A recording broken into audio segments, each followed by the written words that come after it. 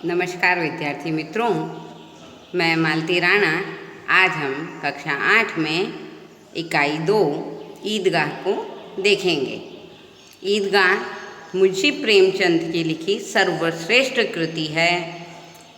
मुंशी प्रेमचंद जिन्होंने हिंदी साहित्य में अपना अभूतपूर्व योगदान दिया है, उन्हें उपन्यास का सम्राट भी कहा जाता है। तो सबसे पहले हम आज मुंशी प्रेमचंद के जीवन के बारे में कुछ देखेंगे। तो उपन्यास सम्राट मुंशी प्रेमचंद का जन्म वाराणसी के पास लम्ही गांव में सन 1880 में हुआ था। उनका बचपन का नाम धनपत राय था। हिंदी में शुरू से ही उनकी विशेष रुचि थी, इसी कारण वह हिंदी के सुप्रसिद्ध लेखक बने। हिंदी साहित्य में उनके इस अभूतपूर्व योगदान के लिए आज भी उन्हें हिंदी साहित्य का सम्राट कहा जाता है। मुंशी प्रेमचंद पहले तो नवाब राय नाम से उर्दू में लिखा करते थे, क्योंकि उस समय भारत पाकिस्तान के साथ मिला हुआ था, इसलिए उर्दू भी बोलचाल की भाषा में आती थी। लेकिन बाद में मुंशी प्रेमचंद हिंदी में मुंशी प्रेमचंद के नाम से लिखने लगे। मैट्रिक जैसे ही उन्होंने उत्तीर्ण की, मैट्रिक यानी 10वीं की परीक्षा, तो उस समय मैट्रिक करना यानी कॉलेज की पढ़ाई तक की मानी जाती थी। तो जैसे ही उन्होंने मैट्रिक की पढ़ाई कंप्लीट की, तो उन्हें तुरंत एक अध्यापक की नौकरी मिल गई। अध्यापक बनते ही जैसे ही वे अध्यापक बने, उन्होंने गांधी जी के असहयोग आंदोलन में सक्रिय होने के लिए अपनी सरकारी नौकरी छोड़ दी। उस समय सरकारी नौकरी करना अंग्रेज़ों की गुलामी के बराबर था, इसलिए उन्होंने खुद को आज़ादी की लड़ाई में समर्पित कर दिया। मुंशी प्रेमचंद ने बहुत सारे उपन्यास लिखे, जिनमें गबन, गोदान, निर्मला, कफन, इस तरह के उपन्यास हैं। गोदान तो मुंशी प्रेमचंद का सर्वश्रेष्ठ उपन्यास था। उनकी कहानियाँ मानसरोवर 1 से 8 तक के पार्ट में हैं, यानी भाग में हैं। साहित्य में प्रगतिवाद चेतना को उजागर करने के लिए जागरण तथा हंस पत्रिकाओं का भी उन्होंने संपादन किया था। जिस तरह अभी न्यूज़पेपर आते हैं ना, Divya Bhaskar, Rajasthan Patrika, India two times of India, तो इसी प्रकार उस समय जागरण और हंस नाम की पत्रिकाएं निकलती थी, जिनका उन्होंने संपादन किया था। संपादन करना यानी उसको प्रकाशित करवाना। प्रेमचंद की भाषा बोलचाल के निकट की है। बोलचाल के निकट की से तात्पर्य है, आप उनकी भाषा में कठिन शब्दों को नहीं देखेंगे, वो आपकी भाषा के अनुरूप ही लिखते थे, यानी आपको जल्दी से समझ आ जाए वैसा ही लिखते थे। ईदगाह में प्रेमचंद्र ने एक छोटे से बच्चे की बात बताई है कि एक छोटा सा बच्चा है हामिद, जो उसका नाम है, वो अपने दोस्तों के साथ ईदगाह पर जा रहा है। ईदगाह पर कब जाते हैं? जब ईद का आखिरी रोज़ा होता है और उसके बाद ईद मनाई जाती है, तो सभी लोग मेले में जाते हैं। जब अन्य बच्चे खिलौने और मिठाई खरीदते हैं, तो हामिद अपनी बाल मन की इच्छाओं को, छोटे बच्चों की इच्छाएं होती है ना तुरंत ही, कि कोई आइसक्रीम खा रहा है तो मुझे भी खानी है, कोई खिलौने खरीद रहा है तो मुझे भी खरीदने हैं, तो उसी तरह यहाँ पर भी हामिद अपने दोस्तों के साथ ईदगाह जा रहा है।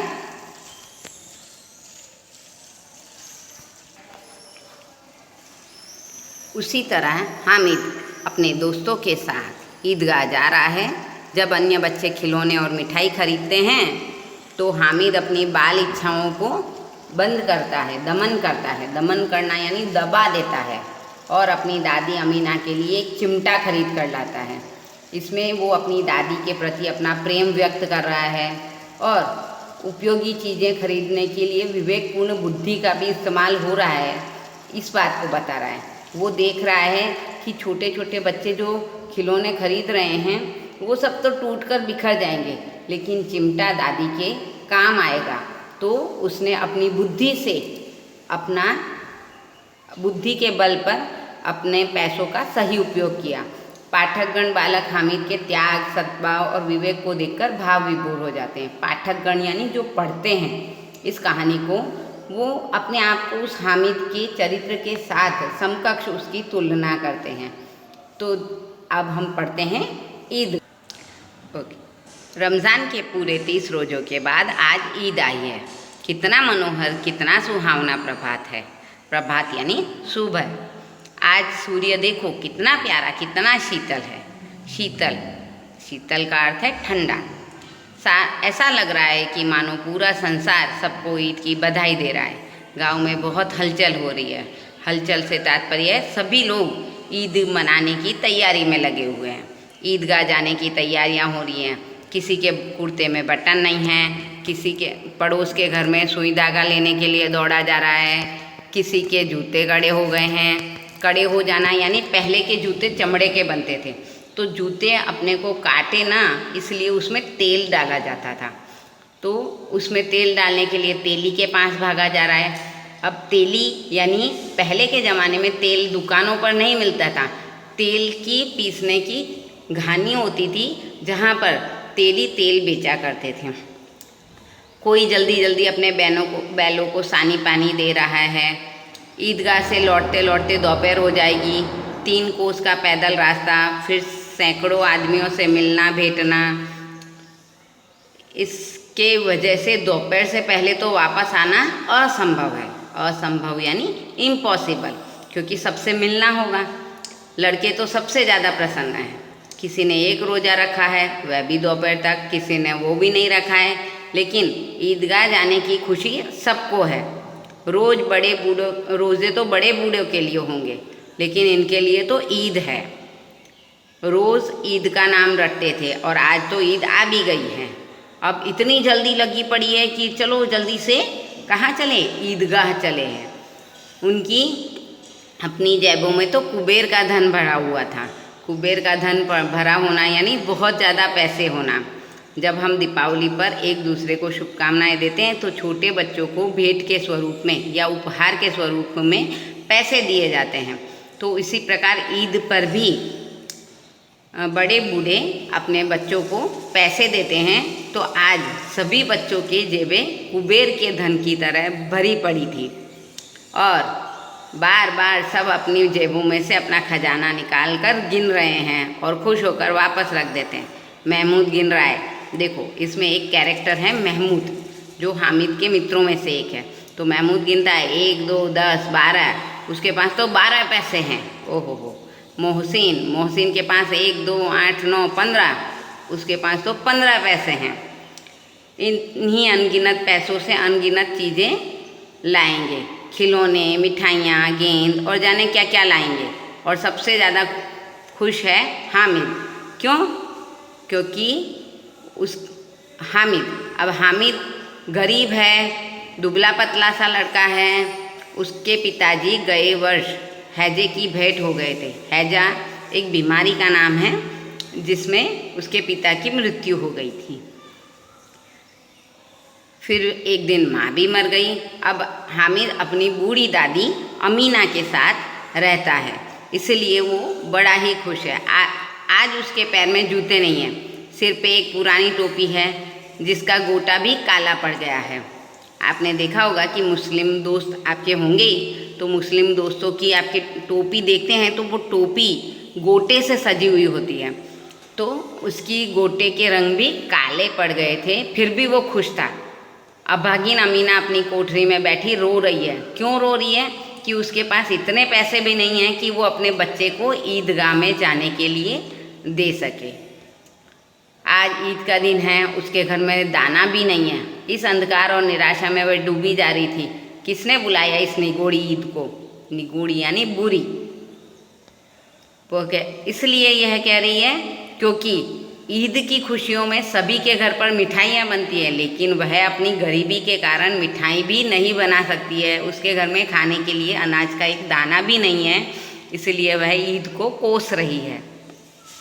अमीना का दिल कचोट रहा है। कचोट रहा है यानी अंदर से ही उसे बड़ा दर्द महसूस हो रहा है। गांव में बच्चे अपने अपने बाप के साथ जा रहे हैं। हामिद का बाप तो अमीना के सिवा और कौन है, पर उसे अकेले कैसे जाने दे। उस भीड़ भाड़ में बच्चा कहीं खो गया तो क्या होगा। नहीं, अमीना उसे यूँ नहीं जाने देगी। नन्ही सी जान 3 कोस कैसे चलेगा, उसके पैर में छाले पड़ जाएंगे और उसके पास तो जूते भी नहीं हैं। कुल 2 आने पैसे बच रहे हैं। अब 2 आने, 1 आना यानी 3 पैसे, तो 2 आने यानी 1 आना यानी 4 पैसे और 2 आने यानी 8 पैसे। तो उसके पास 8 पैसे ही थे, उसमें से 3 पैसे उसने हामिद को दिए और 5 पैसे अपने बटुए में रखे। एक तो त्यौहार है और ऊपर से ये दुख की घड़ी। अब इस त्यौहार में अल्लाह ही हमारा कुछ करेगा। हामिद भीतर जाकर अपनी दादी से बोला कि तुम डरना नहीं अम्मा, मैं सबसे पहले आ जाऊंगा।